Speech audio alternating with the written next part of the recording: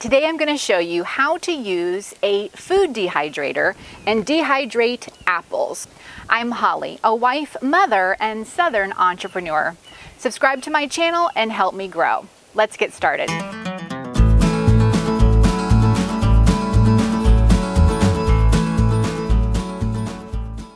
I have this big, beautiful bowl of apples here, and I got a pretty good deal at a store this week on bags of apples. And I want to take advantage of those good prices so that we can use them throughout the year. And one of the ways to do that is to dehydrate them. This is a batch I did before. They're just beautiful in a jar. And apples can also be used to add to cereal, oatmeal, quick breads, granola bars, all those different things.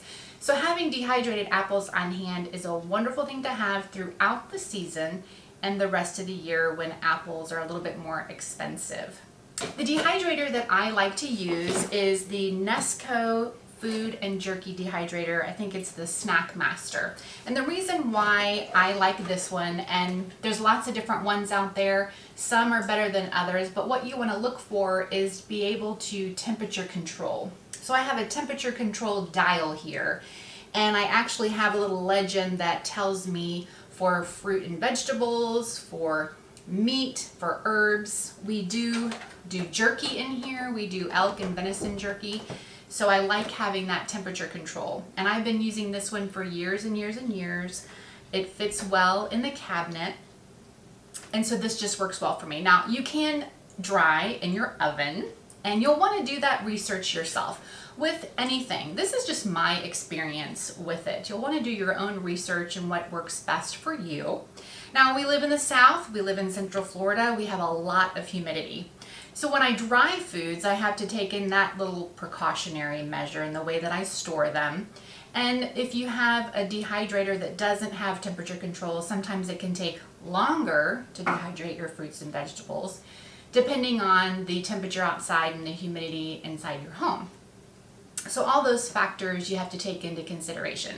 And apples for me take probably close to 6 to 10 hours, just depends on how many I'm doing, if I filled all of the trays, how big they are. But what I like to use to dehydrate apples is an apple peeler core slicer. To me, this is like the most thing that I get the most use out of in my kitchen because I can do lots of things with it. But apples, you can whiz out an apple in nothing flat. If you're doing an apple for a snack, there you go. If you're doing it for a dehydrator, you can do a whole bag of apples in 5 minutes. So a apple peeler core slicer is a great essential tool that I've been using for about 20 years in my kitchen. Some tools that we do need is a way to slice our apples. We need a paring knife. We need a cutting board. And I like to use a shaker with a little bit of sugar and cinnamon. Sometimes I'll sprinkle that on my fruit. Now, a lot of times I don't sprinkle anything, and they don't tend to brown over time. But if you're concerned with that, you could do a fruit powder like Fruit Fresh or some sort of a citric acid you could put on top of your fruit. So if you've not seen a dehydrator before, your dehydrator is going to have trays that you put your fruit, vegetables, and so forth on. And mine came with extra things. If you have something that might fall through the cracks, you can put them on this. If you're doing fruit leather, which is like a fruit roll-up, you have a tray to do that.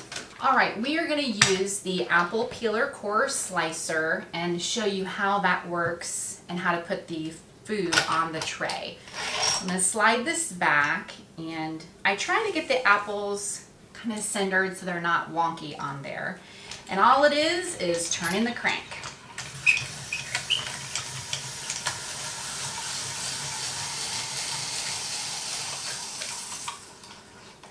Just like that.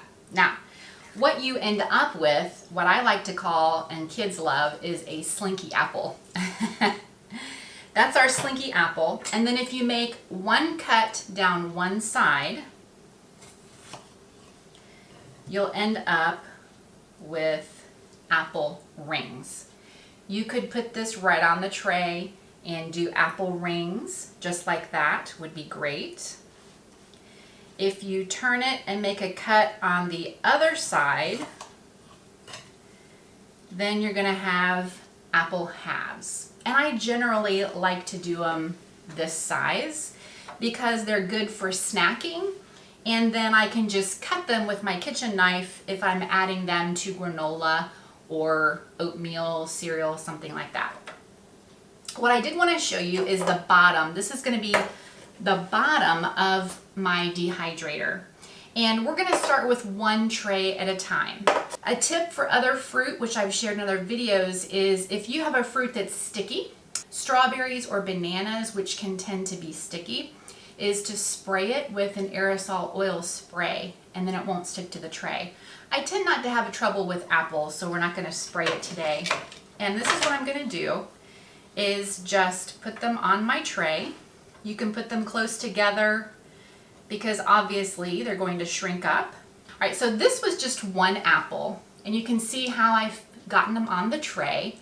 I'll go ahead and keep going with my apples. And then what I do is I'll take my shaker.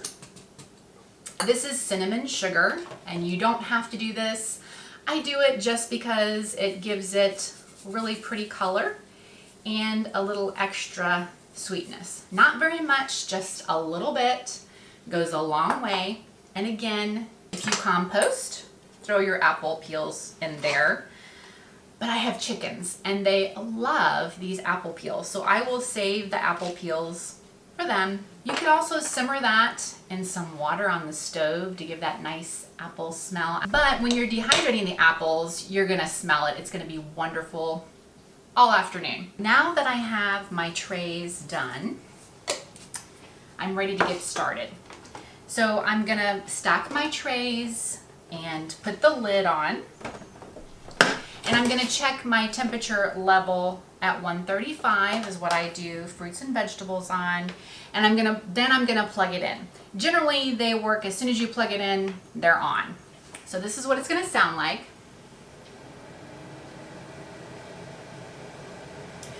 Now they are a little bit noisy. Another tip is if you're doing something that takes a long time is to turn it on when you go to bed.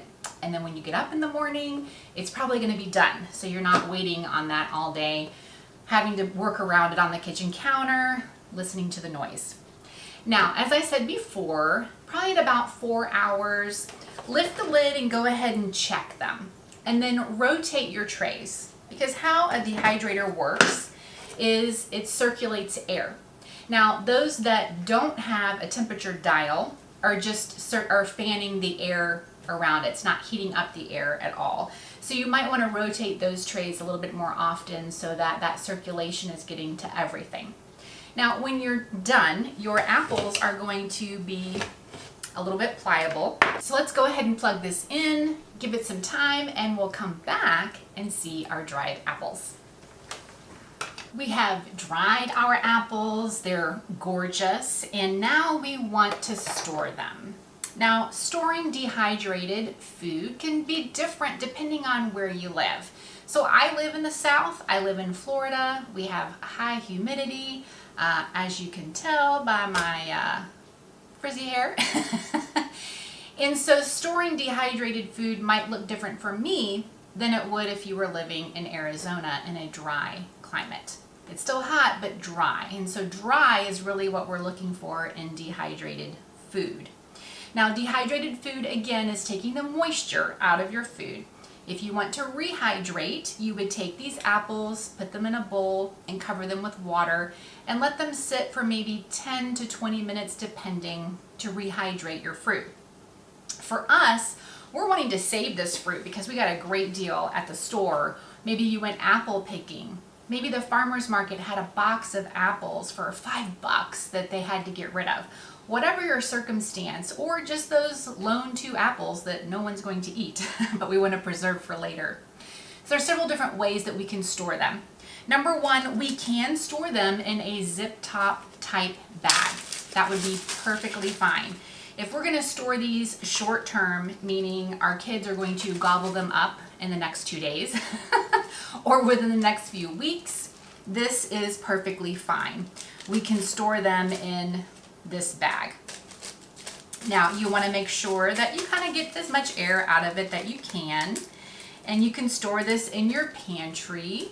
You could store it in your purse, wherever you'll be carrying food.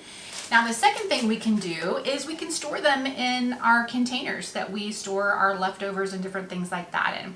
I have these great little containers that have lids that snap.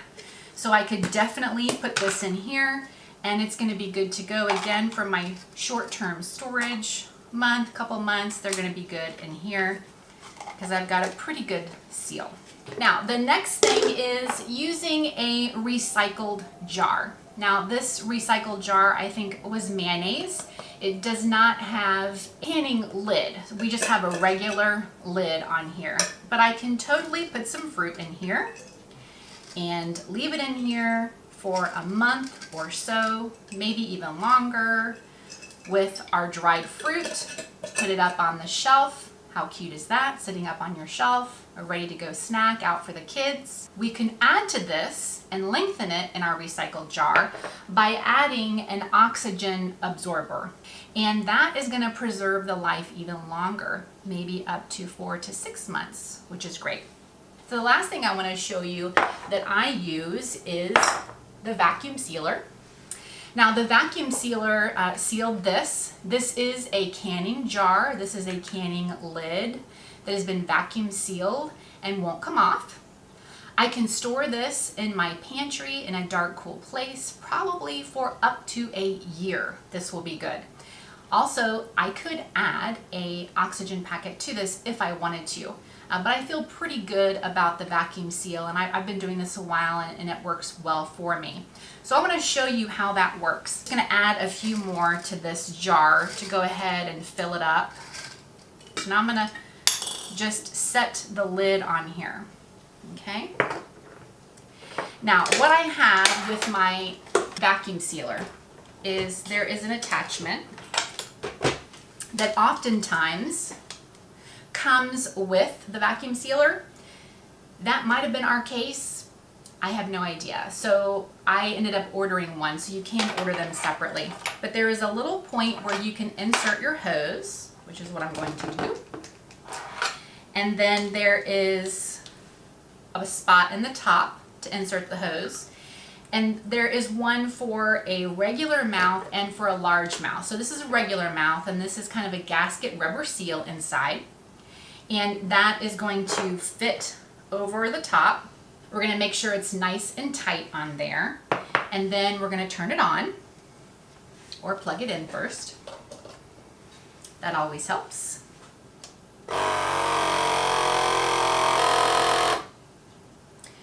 Now we know it's pulled the oxygen. And then what I like to do is take the tubing off the top, and you'll hear it release.